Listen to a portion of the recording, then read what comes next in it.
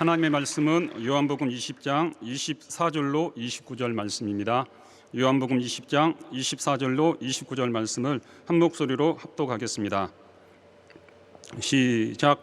12 제자 중에 하나인 디드모라 하는 도마는 예수 오셨을 때 함께 있지 아니한지라. 다른 제자들이 그에게 이르되 우리가 주를 보았노라 하니 도마가 가로되 내가 그 손의 못자국을 보며 내 손가락을 그 못자국에 넣으며 내 손을 그 옆구리에 넣어보지 않고는 믿지 아니하겠노라 하니라.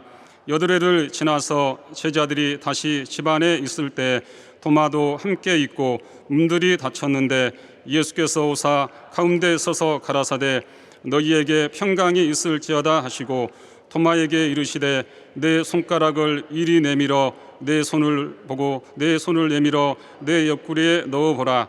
그리하고 믿음 없는 자가 되지 말고 믿는 자가 되라. 도마가 대답하여 가로되 나의 주시며 나의 하나님이시니이다. 예수께서 가라사대 너는 나를 본고로 믿느냐? 보지 못하고 믿는 자들은 복되도다 하시니라.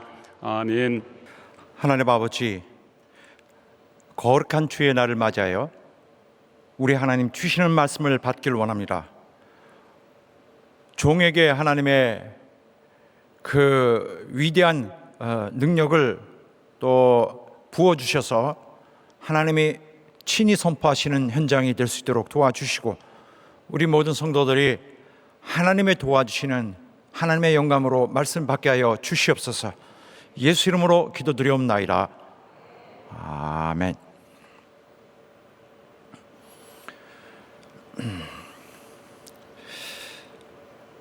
우리 중에 많은 사람들이 생각하기를 하나님을 확신하게 할 수 있는 어떤 체험, 어떤 표적이 있다면은 그런 믿음이 참 믿음일 것이다 라고 말할 것입니다. 그래서 마치 진짜 믿음은 이적의 체험이 필요하다는 생각에서 나온 말입니다. 그래서 어떤 그러한 하나님을 완전히 확신할 수 있는 그런 체험을 통하여 얻은 믿음만이 진짜 견고한 믿음, 그리고 참 믿음, 가치 있는 믿음일 것이다 라고 우리들 중에 많은 분들이 생각하고 있습니다. 그래서 그런 체험이 없는 신앙은 뭔가 좀 부실하다, 믿을 수 없는 신앙이다라고 보는 그런 자세죠. 자, 그런데 이러한 것이 과연 옳은 것인지는 우리 스스로 한번 물어봐야 될 것 같습니다. 옛날에 이스라엘 경우는 어땠을까요? 그들 거의 대부분이 하나님의 이적을 보지 못하고 살았습니다. 다만 그들은 과거 모세가 체험하고 들려준 이야기들을 갖고서 믿음을 유지했습니다. 그 대신 그들은 열심히 모세의 이야기를 전해 주었습니다. 모세가 확신할 수밖에 없는 그 하나님을 보여주는 그러한 많은 이적들을 그가 체험했으니까요. 그리고 그 이후의 세대는 어떻습니까? 예수님 이후의 세대는 하나님 성육신 하신 하나님이신 예수 그리스도를 체험한 사도들이 자기들이 체험한 것을 우리에게 증언을 해 주어서 그 이후의 세대들은 또한 믿음을 이어가고 있습니다. 2000년이 넘도록 그 말이 하나도 손상되지 않고 그대로 우리에게 전달되어 오고 있습니다. 이런 믿음을 모두가 신구약 시대에 막론하고 대부분의 이 믿음이 전달된 이 모든 것을 무가치한 것으로 볼 수는 없습니다. 그러므로 믿음을 갖기 위해서는 반드시 어떤 하나님의 존재를 확인해 주는 그러한 체험을 가져야 한다. 이적의 어떤 표적으로서의 이적을 증거를 갖고서 비로소 믿음이 만들어질 수 있다고 생각하며 꼭 그렇게 해야 된다고 강박관념을 갖는 것은 옳은 자세가 아닙니다. 그래서 이렇게 이적으로 눈에 확실하게 보이는 증거를 갖지 않고 믿는 자들은 수준이 낮은 자들이다 라면서 어떤 그런 진짜 하나님이 확실히 내 앞에서 이런 걸 보여주셨다고 자랑하는 자들에 비해서 믿음이 부족한 것처럼 차등하려고 하는 것은 뭔가 잘못된 것입니다. 이것은 믿음의 본질 자체를 오해한 이유로 인하여 갖게 되는 생각입니다. 사실 따져보면은 이적은 믿음을 주기 위한 수단이 아닙니다. 반대예요. 오히려 믿음이 이적을 후에 불러옵니다. 그래서 접근 방법이 옳아야 될 것입니다. 그래서 하나님의 존재를 실증하는 체험이 있어야 믿음이 있는 것이고, 체험이 없는 자는 믿음이 연약한 것이고, 이렇게 생각하는 것은 옳지 않다는 거 기억해야 합니다. 표적을 보지 않고도 믿는 믿음이 주님이 원하시는 믿음입니다. 자, 우선 알아야 할 것은 믿음은 단지 더 중요한 것은 믿음이라는 것은 헌신이 따른다는 사실입니다. 믿음은 거기에 따르는 그 길을 걷는 거예요. 그래서 믿음이라는 것은 그렇게 하여 헌신의 길을 가게 되는 것인데, 우선 뭘 믿느냐? 뭘 믿고 있죠? 믿음이라고 할 때 우리가 뭘 믿고 있습니까? 자, 우리가 믿는 것은 궁극적으로는 하나님의 살아계심을 믿는 것입니다. 하나님의 존재함을. 다른 말로 하면은 그냥 창조주 하나님을 믿는 것이다, 이렇게 보면 되겠습니다. 두 번째는 우리 죄를 속하여 우리를 구원해 주신 구주를 믿는 것입니다. 또 세 번째로는 이제 그의 그리스도의 부활로 말미암아 우리를 하늘나라로 이끄실 것을 믿는 것입니다. 그래서 일단 요 하나 둘 세 개, 창조주 하나님, 구원의 하나님, 또 하늘로 이끄시는 하나님, 다 믿는 거예요. 한 덩이입니다. 그런데 이 한 덩이를 불과 조그만 한 조각의 어떤 증거를 가지고도 다 믿게 될 수 있도록 다 연결이 됩니다. 아니, 한 가지 사실을 알면은 나머지도 믿는다는 데 있어서 믿음이 중요한 것입니다. 믿음이라는 것은 그걸 포괄하고 있습니다. 뭘 믿는다는 것은 하나님 전체를 믿는다는 것과 다르지 않습니다. 그래서 모든 것을 한 사람이 믿고 있다면은, 하나님의 모든 것을 알고 있다면은, 이제 그의 헌신의 삶이 따라야 하는 것은 너무나 자연스러운 순서일 것입니다. 그래서 조그만 부분으로 하나님을 발견하였는데 나머지 보지 않은 부분까지도 다 이제는 자기가 믿을 수 있게 되어서 그 인생을 이제는 하나님께 헌신하면서 살게 되는 것이 믿는 자의 삶입니다. 자, 그렇게 되면은 또 한 가지 믿음이 더 추가돼야 돼요. 뭐가 돼야 되냐면은 헌신의 삶을 살게 된 것에 대한 보상을 하신다는 사실. 그래서 이 네 가지를 다 믿게 되는 것입니다. 믿음이라는 것이 이 많은 요소를 다 자기 안에 담고 있어요.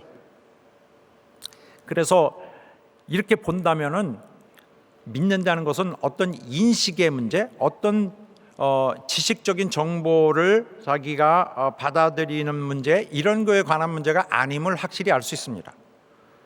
물론 우리가 부분적으로 뭘 알고 모르고도 이해하고 깨닫는 것도 믿음이라고 말합니다. 이렇게 조그만 부분에도 쓸 수 있고, 그러나 보다도 본질적으로 말하면 하나님에 대한 전체를 믿는 것입니다. 나는 믿습니다 하는 것은 하나님 전체를 믿는다는 걸 말하는 것입니다. 그래서 다 믿으니까 인생을 투자하게 되도록 자기의 자세도 바뀌게 됩니다. 그래서 믿는다고 할 때는 하나님께 헌신한 삶을 함께 의미하고 있는 것입니다.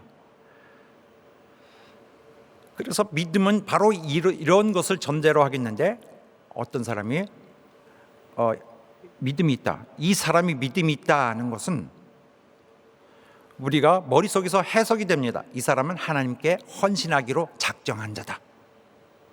동시로 볼 수 있는 것입니다. 하나님께 헌신하기로 결단한 자, 이 사람 믿음이 있다, 헌신하기로 결단한 자입니다. 바로 믿음이 갖고 다니는 그 본위의 암시적인 의미입니다. 자, 그래서 그 믿음을 갖게 되는 것은 굉장히 복된 일이죠. 하나님에 대한 믿음은 한 조각 믿음이라도 하나님 전체를 믿고 있는 것인데 굉장히 소중합니다. 복 있는 자는 믿음이 있는 자입니다. 오늘 본문의 말씀에도 복에 대해서 말씀하시는데, 뭘 이렇게 믿게 되면은 결단을 갖잖아요. 이 결단이 엄청 중요한 것입니다. 인지가 아니라 결단이 이루어진 것입니다. 이때 하나님의 결단도 동시에 이루어집니다. 양쪽이 다 결단을 하게 되는 거예요. 이쪽이 결단하기 때문에, 믿는 자가 결단하기 때문에 믿음을 주시는 자의 결단도 함께 발생하게 됩니다. 짝을 맞춰서. 그래서 믿는 자가 복이 있다는 것은 이걸 인정하기 때문에 복이 있는 것이 아니라 이 사람이 결단하기 때문에 하나님이 여기에 상응하는 하나님의 반응, 하나님의 이에 상응하는 행동, 즉 하나님의 결단이 만들어진다는 것입니다. 불러오게 된다는 것입니다. 나의 결단이 하나님이 주신 지식에 대하여 내가 결단하는 것에 대해서 하나님이 또한 결단하신다는 것입니다. 뭘 결단하세요? 그는 나를 사랑하기로, 내게 은총을 주기로 결단하신 것입니다. 자, 사랑하는 여러분, 우리가 히브리서에 보면은 믿음에 대해서 한 장 전체가 나옵니다. 그래서 믿음이 무엇일까 보면은 지식에 관한 얘기를 전혀 하지 않아요. 단 한마디도 하지 않습니다. 그러면 도대체 히브리서에 있는 믿음은 무엇에 관한 것일까요? 믿음이 있는 자들이 그 믿음으로 인하여 자기 목숨을 하나님께 드리더라, 자기 삶 전체를 헌신하더라 하는 내용만 나옵니다. 믿음이라는 것은 헌신을 말하는 것입니다. 믿음은 어떤 인지하는 사실이 중요한 것이 아니라 믿음의 결과로 반드시 행함이 기대되고 있다. 옳은 믿음이라면 행함이 보증되고 있다라고 볼 수 있습니다. 믿음 있는 사람은 반드시 무엇을 접수하고 있는 것과는 관계없이 하나님께 헌신하는 그 자세의 변화로 반드시 나타납니다. 그래서 믿음은 결단의 문제입니다. 자, 이 세상에 우리가 생각하기에 어떤 놀라운 일, 하나님의 놀라운 일이 있다고 해서 사람이 인생이 방향이 바뀌거나 꼭 그렇지는 않습니다. 그렇게 됐으면 좋겠죠.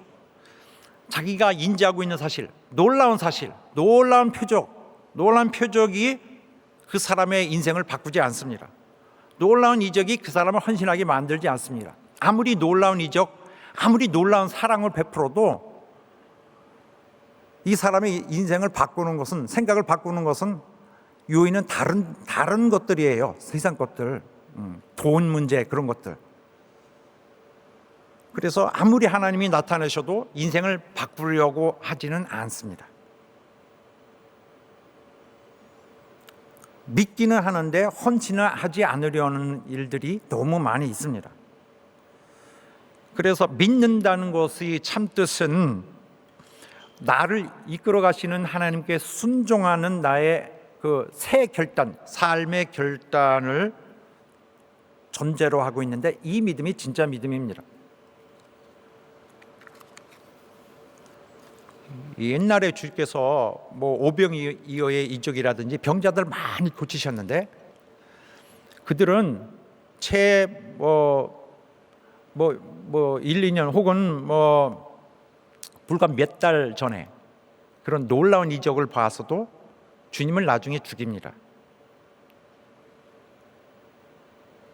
그가 하나님 아들이시라는 표적을 봐도 믿지 않습니다. 그리고 나사로, 주님의 사랑하던 친구 나사로가 죽었다가 예수로 인하여 살아났는데도, 이 있을 수 없는 놀라운 일이 있는데도 그것으로 사람이 바뀌질 않습니다. 오히려 주님을 죽이려고 했습니다.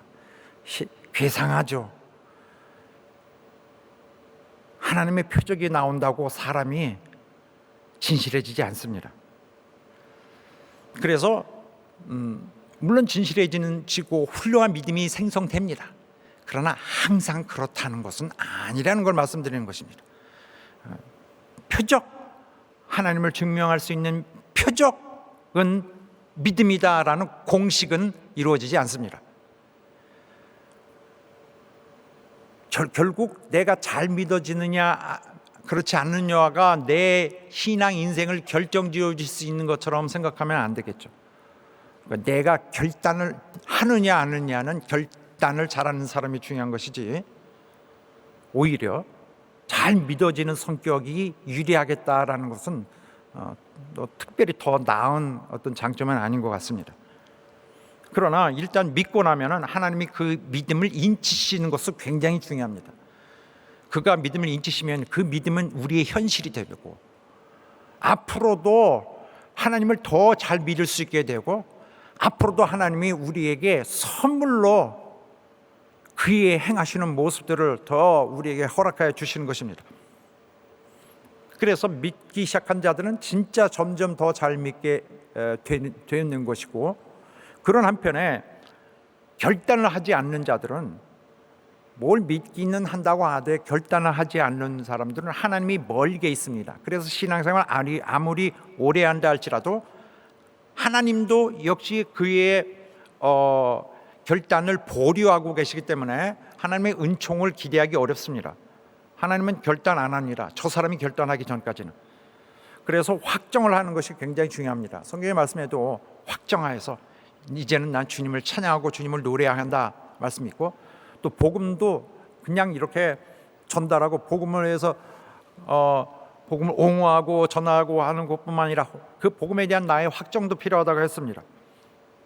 그러면 우리는 이렇게 이것에 대해서 뭐라고 대답할까요? 이적을 보여주면 믿어보겠다라고 누가 한다면은,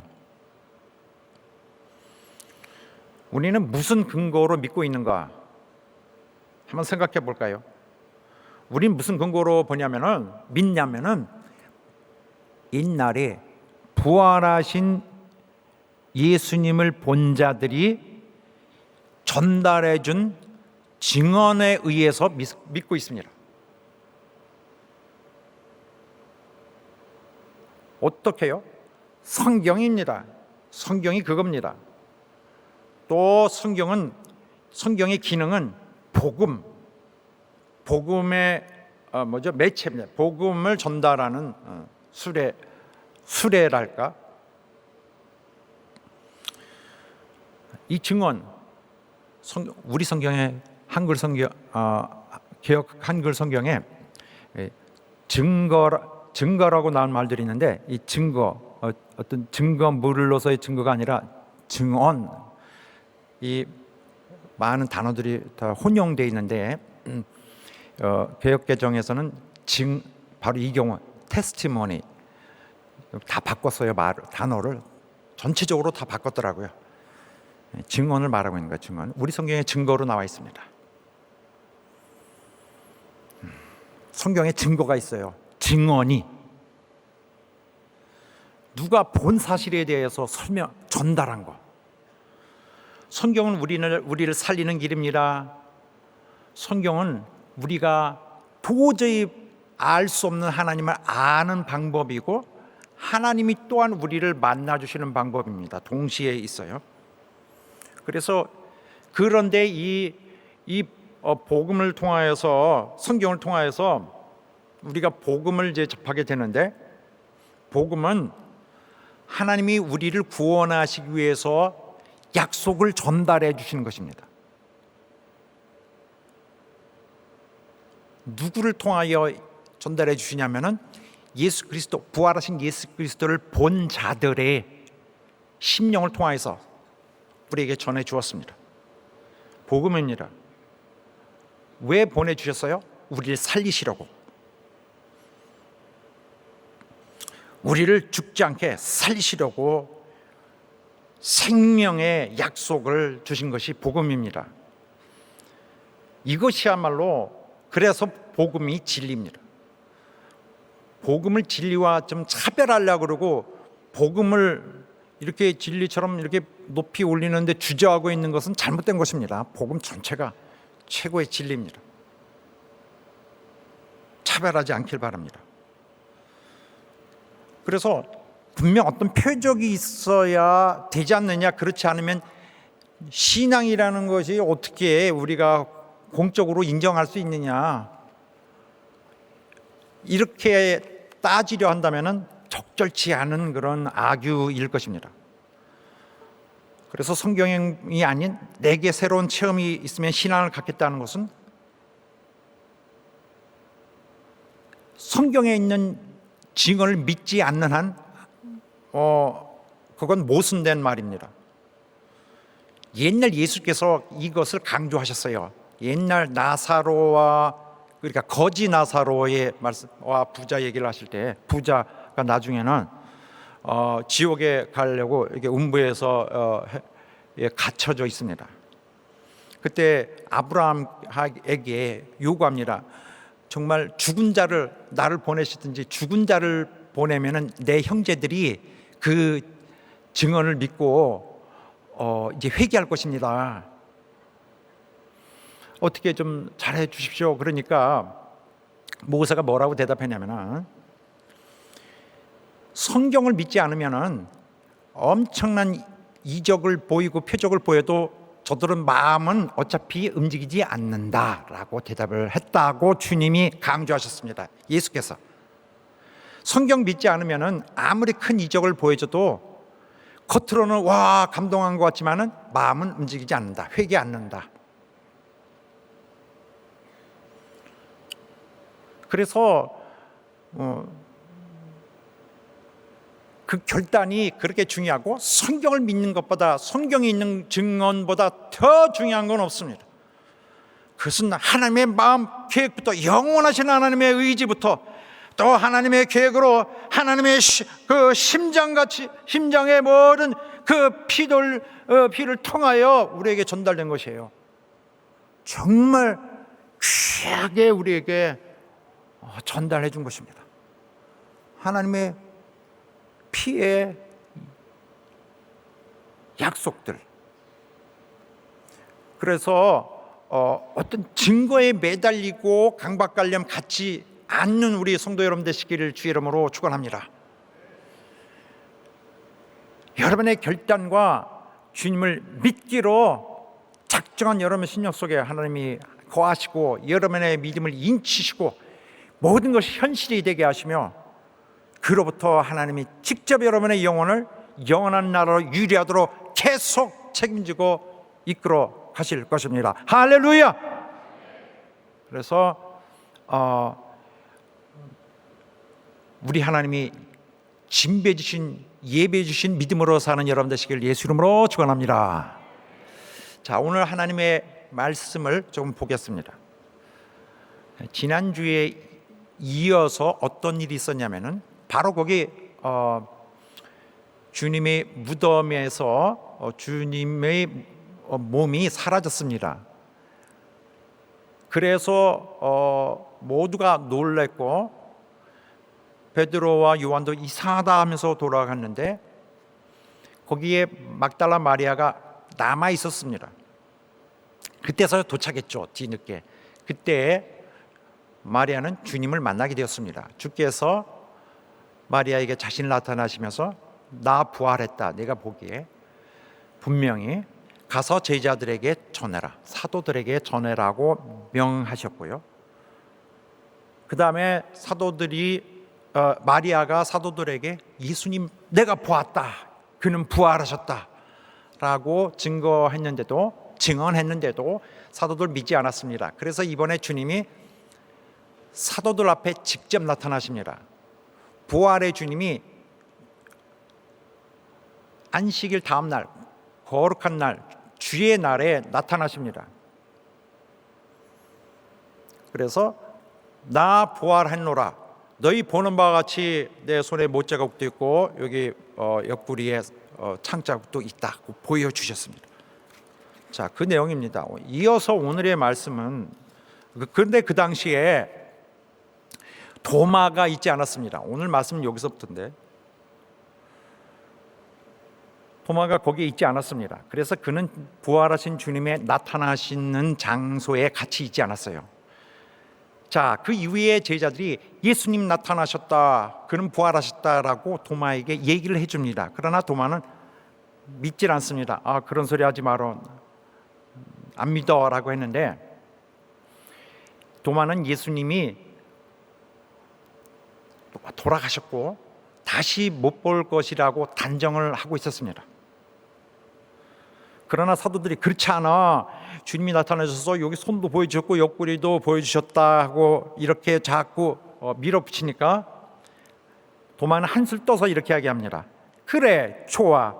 내가 그 손의 못자국을 보고 내가 그 못자국에 손가락을 넣고 옆구리를 보지 않고는 믿지 않겠다라고 단호히 믿기를 거절했습니다. 그래서 우리는 이것 때문에 도마를 의심하는 자라는 그런 딱지를 붙입니다. 그래서 그는 어떤 의심 많은 자의 상징처럼 여겨져 왔습니다. 그러나 그건 조금 도마에게는 억울한 일입니다. 왜냐하면 10사도들도 다르지 않았어요. 그들도 마리아의 증거를 믿지 않았습니다. 그들도 입장은 마찬가지였습니다. 다만 이렇게 도마를 성경이 언급하고 있는 것은 그가 의심이 더 많은 자였기 때문이 아니라 예수님에 대한 그 특별한 사랑이 너무너무 강렬했기 때문에 그렇습니다. 이게 무슨 말이냐면 예수님이 돌아가신 데 대해서 너무 충격이 컸던 것입니다. 너무 좌절이 컸고 슬픔이 컸던 것입니다. 도마는 맞습니다. 좀 비관론자인지도 몰라요. 좀 우울한 성격을 갖고 있었을 것입니다. 의심 많은 자. 그러나 그것이 이렇게 의심 많은 자, 신앙인으로서 성격이 부적격한 사람이라고 그냥 그렇게 나쁜 이름을 붙여주면 안 됩니다. 맞지 않습니다. 도마는 일반적으로 생각하는 것과는 달리 오히려 굉장히 충성스럽고 용기 있고 사랑이 많고 예수님을 향한 사랑이 정말 분명하고 또 진실한 자입니다. 이 예는 여러 번 들을 수 있는데 짧게 짚고 넘어가자면은 옛날에 예수께서 예루살렘으로 가자 하실 때에 제자들이 반응이 반대하는 반응이 있었던 날의 얘기인데 나사로가 예수님의 친구 나사로가 죽었다는 소식을 듣고 거기 가야겠다고 하셨습니다. 그런데 그 전에 엄청 예수님이 위험한 일이 있었어요. 예수님께서 살아당하실 수 있는 그 사건을 지나고 예루살렘을 겨우 빠져나갔는데 거기 나사로 있는 곳은 예루살렘이 바로 옆 동네입니다. 거기 위험하다. 주님 절대 가면 안 되는데 그래서 예수께서 유대로 가자 하시니까 제자들이 안 됩니다. 절대 안 됩니다 했습니다. 제자들이 다 안 된다고 했는데 주님은 아니야, 내가 가야 돼. 나 가서 그를 일으키리라, 가리라 하고 계획을 강행하시니까 제자들은 뭐 안 됩니다, 뭐 아닙니다, 뭐 했겠죠. 그런데 가만히 보더니 도마는 이것을 운명론적으로 받아들였습니다. 다른 제자들에게 잠깐만, 우리 가자, 우리 함께 죽으러 가자 했습니다.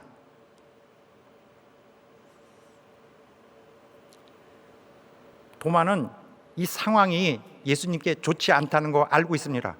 가면은 주님 목숨 위험하다, 그거 알고 있습니다. 그러나 주님이 가시겠다고 주장하시니까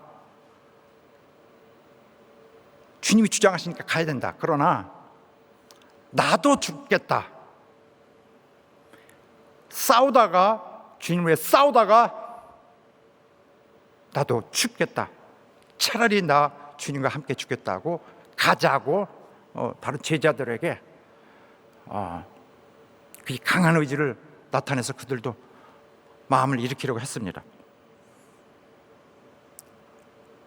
그만큼 주님에 대한 생각이 달랐던 것입니다. 차라리 그와 함께 죽는 것을 원했다.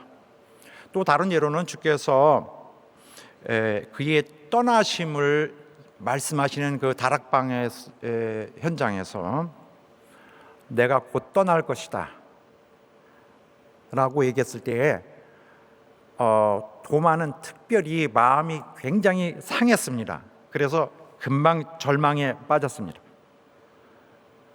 내가 어디로 가는지 너희는 알 것이다 라고 이렇게 애매하게 말씀하시는데 다른 제자들은 아마 이렇게 무슨 말인지 하고 그냥 듣고 있었을 것인데 도마는 그걸 대번에 이렇게 알아들었습니다.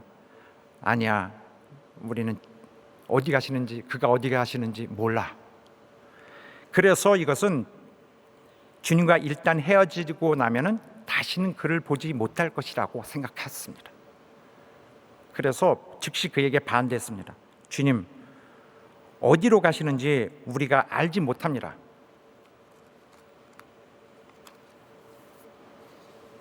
그래서 나중에 주님과 헤어지고 나중에 주님을 찾겠다, 주님이 그렇게 하라니까 그렇게 하자, 이것이 아니라 그는 그렇게 주님을 그냥 보내드릴 수는 없다.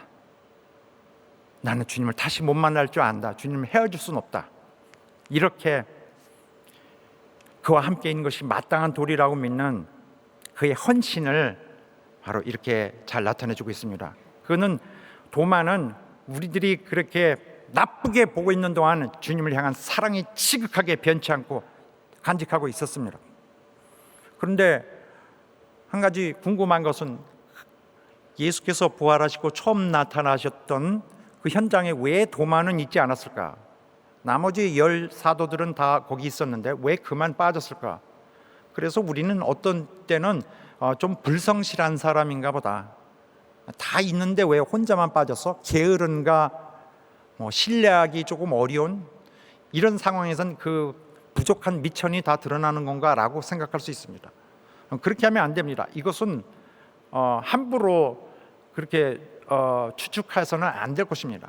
물론 도마가 어디 있었는지는 성경이 말하고 있지 않습니다만 우리의 가장 강력한 추측은 이겁니다. 그가 두려워했던 최악의 상황이 벌어졌기 때문에 절망에 빠져서 어디론가 가서 괴로워하고 있는 것일 것입니다. 그래서 그런 상황에 제자들과 어울리면서 사람들 있는 데서 웅성웅성하면서 그런 푸념과 정보를 나누고 할 그럴 여력이나 의지가 없었을 것이라고 보는 것이 정확합니다. 그토록 사랑하던 이가 떠났으니 마음은 찢어지고 다시 회복되지 않을 상태에 있었습니다. 그래서 그는 어느 정도는 비관적인 자였을 망정 그를 의심 많은 자라고 나쁘게 낙인을 찍는 것은 옳지 않습니다. 그는 그런 것보다 확실한 걸 좋아하고 더 비겁하지 않고 신실하고 또 주님을 향하여 사랑이 많은 자이고 헌신을 작정한 자입니다. 자, 이제 그때는 도마가 없었는데 이제 주님께서 다시 한번 그들에게 나타나십니다.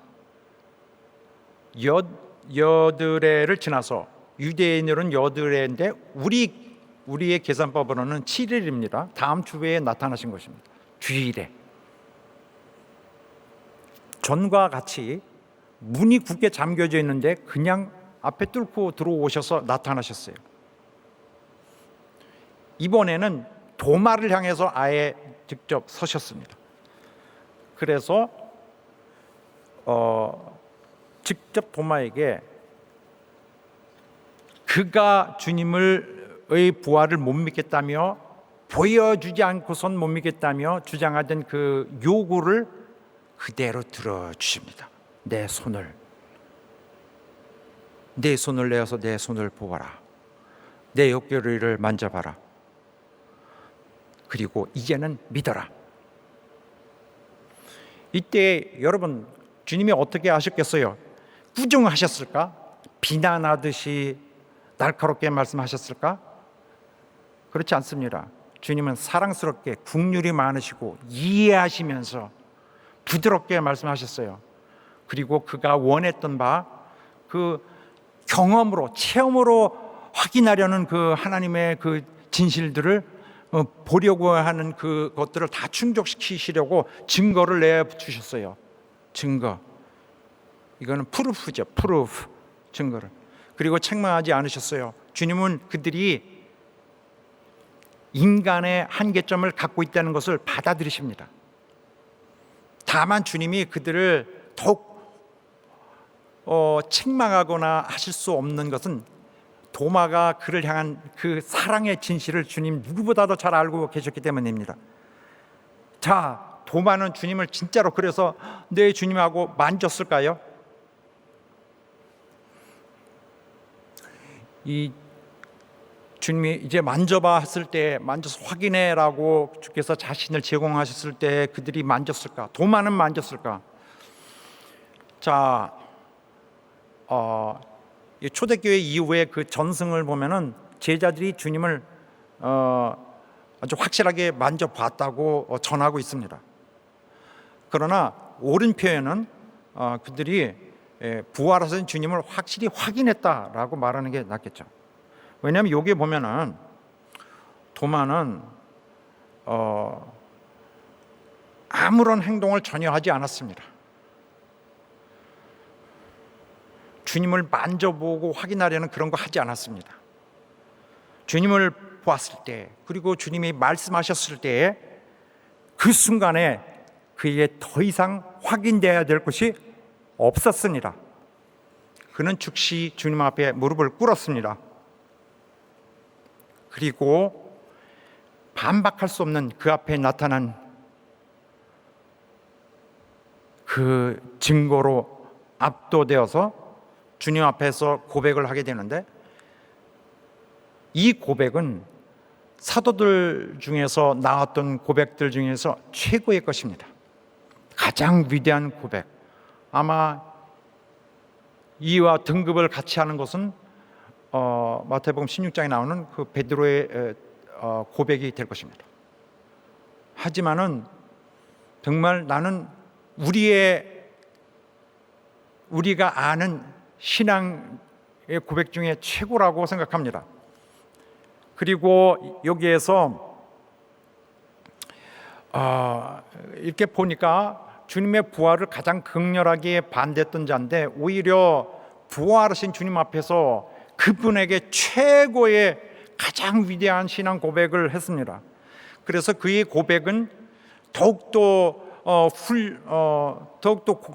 소중한 것이, 더욱더 놀라운 것이 그 예수의 부활의 실제성을 인정한 것 때문이 아닙니다. 인정은 뭐 말할 것도 없이 한 것이고요. 예수님의 정체까지 완전히 순간에 깨닫게 된 것입니다. 부활하신 예수님의 모습을 보았어요. 그러나 그는 그가 누구신지를 순간에 다 확인해 버렸습니다. 그는 나의 주시오, 나의 하나님이시다고 했습니다. 내가 순종해야 될, 나의 주인 대신 내가 순종해야 될 분, 나의 하나님, 내가 섬겨야 될 하나님, 헌신이 결단한 것입니다. 결단이 된 것입니다. 하나님을 보니 마땅한 그 수준으로 섬겨야 될 분이고 나는 이런 수준으로 그가 받으시기에 합당한 내 수준이 되어야 된다고 함으로써 오늘 여러분과 우리에게도 중요한 우리의 자세에 대해서 경고하고 있습니다. 또한 그가 주님에 대하여 한 신앙 고백은 우리 성경에는 나의 주시며 나의 하나님이십니다고 굉장히 서술적으로 말한 것처럼 나와 있지만은 물론 일부 사본에는 옛날 사본에 그렇게 돼 있습니다만은 옳은 것은 그냥 딱 여기 탄성 부분만 나와 말한 것으로 봐야 정확합니다. 그는 나의 주님, 나의 하나님 이것만 말했습니다. 탄성을 지르면서 서술로 하나님은 나의 누구십니다 하지 않았습니다. My Lord, My God 이것만 하고 더 서술할 필요가 없었던 정말 절박한 그 순간에서의 최고의 고백을 하였습니다. 그러자 예수께서 그를 받으시고 말씀하시기를 너는 나를 보는 거로 믿느냐 이렇게 우리는 해석하고 있는데 사실은 평서문으로 해석해야 옳습니다. 너는 지금 나를 보고 믿는구나. 어떤 의미입니까? 칭찬하시는 것입니다. 너 지금 봤지? 보고 이제 믿지? 잘했어. 주님이 도마에 대해서 결점을 말하고 있지 않습니다. 도마 이렇게 하면 안 돼라고 하지 않습니다. 칭찬을 하시고 받아들이셨어요. 이것은 인간이 가질 수밖에 없는 그런 한계, 보지 않고는 믿기 어려운 그 한계를 주님도 인정하신 것입니다. 그런데 여기에 주님이 맞부딪히고 있는 중요한 한 가지 주제가 있습니다. 주님의 가장 큰 관심, 이것은 무엇이냐? 이 사도들이 믿음을 갖고 있느냐 없느냐가 아니라 그 다음 세대들의 신앙은 어떻게 할 것인가에 대한 문제가 앞에 있는 것입니다. 다음 세대들은 어떻게 해야 믿게 할까? 도마가 요구했던 것을 주님이 다 보여주셨어요. 자, 여기 옆구리 보고 다 보게 했습니다. 물리적 증거가 확실하게 그에게 보여줬습니다. 그러나 이런 앞으로의 다음 세대들은 이런 주님의 그 물리적 증거를 제공하시는 일이 없게 되겠죠. 주께서 이제 승천하시기 때문에. 자, 여기 이 성경 본문의 부분은 도마의 믿음이 강조점이 아니라 앞으로 보지 못할 자들이 앞으로 이 증거를 보지 못할 자들이 믿어야 없으면서도 믿어야 할 자들, 이 중심입니다. 도마가 아니라 앞으로 그 증거가 없는 자들. 사도들은 부활하신 주님을 자세히 봤어요. 그들은 부활하신 하나님을 확인함으로써 성육신 하나님을 완전히 확인했습니다. 그러나 앞으로 오는 세대에는 주님이 또 나타나셔서 잠깐 기다려, 내가 죽었다 다시 올게. 그래서 주님께서 죽으시고 또 사흘 후에 나타나셔서 그들의 믿음을 다시 강화시키고 이렇게 하실 수 없습니다. 그나마 사도들은 도마를 포함해서 부활하신 주님을 봤기 때문에 육안으로 볼 수 있었으나 앞으로 오는 세대들의 신자들은 주님, 사도들이 체험한 것에 대해서 듣고 믿어야 합니다. 그렇게 하여도 주님의 부활을 직접 보지 못했어도 부활하신 주님, 성육신하신 하나님, 구주 하나님을 믿는 신앙이 절대 흔들리지 않아야 합니다. 그 믿음이 견고해야 합니다. 보지 않더라도 이후의 신자들은 이전의 신자들이 전해준 말을 듣고 믿음을 얻게 됩니다. 이것이 바로 복음의 전파되는 그런 필요성과 절차를 그대로 말하고 있습니다.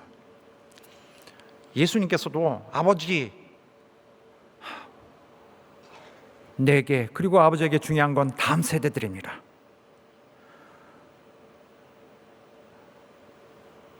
기독교 신앙은 나만의 신앙이 아니에요. 나의 신앙을 이렇게 집중하고 있는 것은 우리의 신앙이 아닙니다. 현 세대만 돌보는 것은, 바로 요 시대만 보는 것은 아직 자기가 구원을 받았다는 데서 자신이 없는 것입니다.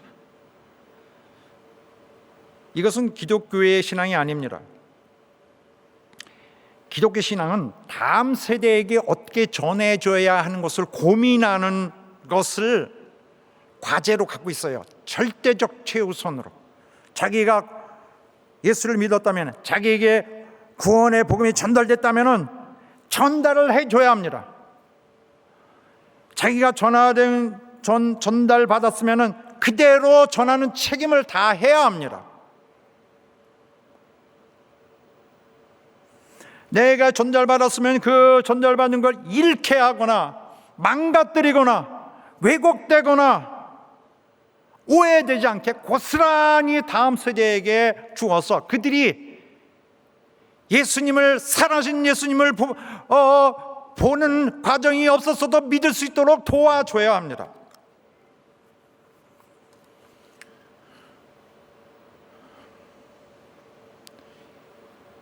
어느 세대든지 저 세대 수준 사람들은 수준이 낮을 거라 하는 것은 이해는 갑니다. 환경이 사도들이 갔던 환경은 아니니까.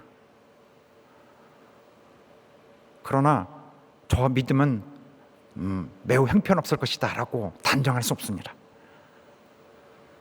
주님은 그렇게 보지 않습니다. 주님은 이 시대나 저 시대나 그 믿음이 끝까지 전달되기 원하십니다. 그리스도의 생명과 그리스도의 구속의 은혜가 차별당하지 않게 똑같이 전달되기 원하고, 상하지 않고 잃어버리지 않고 왜곡되지 않고 그대로 전달되기 원합니다. 주님은 오히려 이렇게 강력하게 말씀하시네요. 오히려 보지 못하고 또 믿는 자들이 더 복되도다. 보지 못하고 믿어야 되면 얼마나 강력해야 하겠습니까? 믿음이 진짜 갖고 있는 그 의미겠죠. 그런 자들은 복되도다 하고 본문에 말씀합니다. 도마의 체험은 나눌 수 없지만은 도마의 체험에 대해서 들었기 때문에, 전달받았기 때문에 도마가 나중에 나의 주, 나의 하나님, 이 도마의 믿음을 갖고 나누게 되는 자들이 복이 있는 자들입니다. 그래서 베드로도 예수를 보지 못했지만 너희가 예수를 사랑하는구나 하고 칭찬했습니다. 우리는 직접 부활하신 주님을 보지 못했지만은 도마가 체험한 것에 대해서 도마의 수준의 믿음을 갖게 된 자들입니다. 물론 세상의 기준은 확실히 보지 않고는 믿기가 힘든 것이지만 참된 믿음은 믿고 나서는 정말 보이지 않던 것이 보여지게 되는 것입니다. 그래서 믿음이란 건 이런 것이라 했습니다. 우리의 믿음의 순조들이 주님의 뜻을 받들어 복음을 우리에게 전달해 주도록 노력을 하였고, 그들이 주님을 열심히, 부활하신 주님을 열심히 보았고, 모든 의심을 동원해서 의심을 해소했고, 우리에게 전달되어서 생명을 약속하는, 생명을 함께 구비하여 우리에게 전해준 복음이 우리에게 있으니, 성경으로 우리에게 전달되었으니 우리는 조금 더 의심하지 말고 확실히 믿어야 할 것입니다. 성경을 절대로 믿어야 할 것입니다. 성경을 우리를 인도하시는 하나님의 손길로 잘, 정말로 겸손하게 받아들여야 할 것입니다.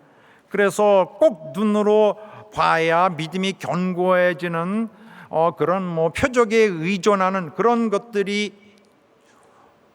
필수다라고는 말하지 마시고, 우리는 사도들이 증거한 것에 대해서 이미 불확실한 것이 완전히 해결되었으며, 우리에게 주신 이 말씀을 통하여 우리는 예수께서 하나님의 아들이시며 성육신하신 우리의 그리스도, 그리하여 우리를 구원하신 분임을 알고 이제부터는 우리 삶의 모든 것을 확실히 볼 수 있게 됐으니 우리의 삶을 바꿔서 주님의 인도를 받는 자 되시기를 주의 이름으로 축원합니다.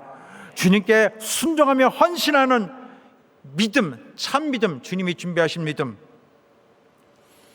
도마가 의심이 조금 있었을지는 모르지만은 도마가 확실히 나의 주, 나의 하나님이라고 결단하고 가장 위대한 신앙 고백을 했던 그 고백이 우리 속에 살아있기를 주의 이름으로 축원합니다. 다 같이 기도합시다. 하나님, 우리를 받아주시고 도마가 전하는 믿음을 갖게 하여 주옵소서. 도마의 이 증언을 통하여 영원하신 나의 주, 나의 하나님 만나게 하여 주옵소서. 나의 하나님, 나의 주님의 인도를 받게 하여 주옵소서. 다 같이 합심하여 기도하겠습니다. 하나님.